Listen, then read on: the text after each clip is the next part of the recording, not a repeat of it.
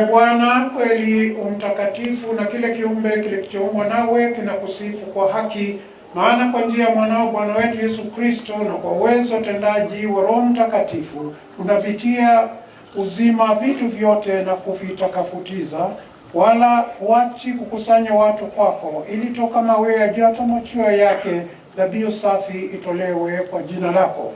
Basi Bwana, tunakusihi kwa unyenyekevu vipaji hivi ambavyo tumekutolea, upende kuvitakaza, upende kuvitakafutiza kwa Roho huyo huyo, ili viwe mwili na damu ya mwanao Bwana wetu Yesu Kristo, aliyetuamuru tuadhimishe mafumbo hayo.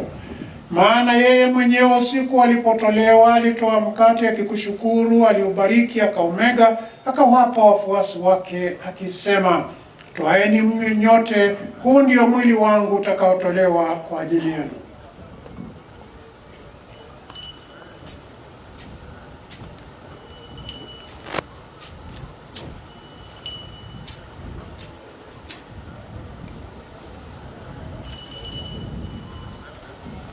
Vivyo hivyo baada ya kula akitwaa kikombe na kukushukuru, alikibariki, akawapa wafuasi wake akisema, twaeni mnywe nyote, hiki ndicho kikombe cha damu yangu, damu ya agano jipya la milele, itakayomwagika kwa ajili na kwa ajili ya wengi kwa maondoleo ya dhambi. Fanyeni hivi kwa ukumbusho wangu.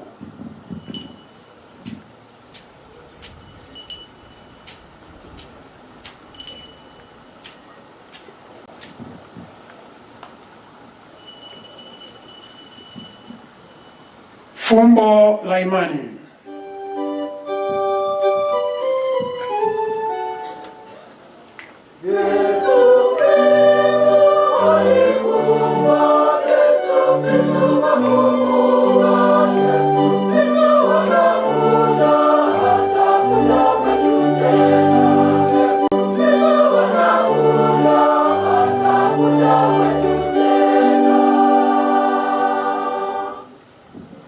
Kwa hiyo ya Bwana, tunapoadhimisha ukumbusho wa mateso ya mwanawe aleta wokovu pamoja na ufufuko wake wa ajabu na kupaa kwake mbinguni, na tunapotazamia ujio wake wa pili, tunakutolea kwa shukurani sadaka hii iliyo hai na takatifu. Tunakuomba uyangalie matoleo ya kanisa lako na kumtambua yeye aliye kafara, ambaye ulitaka kutulizwa kwa sadaka ya kifo chake. Utujalie sisi tunaotiwa nguvu kwa mwili na damu ya mwanao na kujazwa Roho wake Mtakatifu, tupate kuwa mwili mmoja na roho mmoja katika Kristo.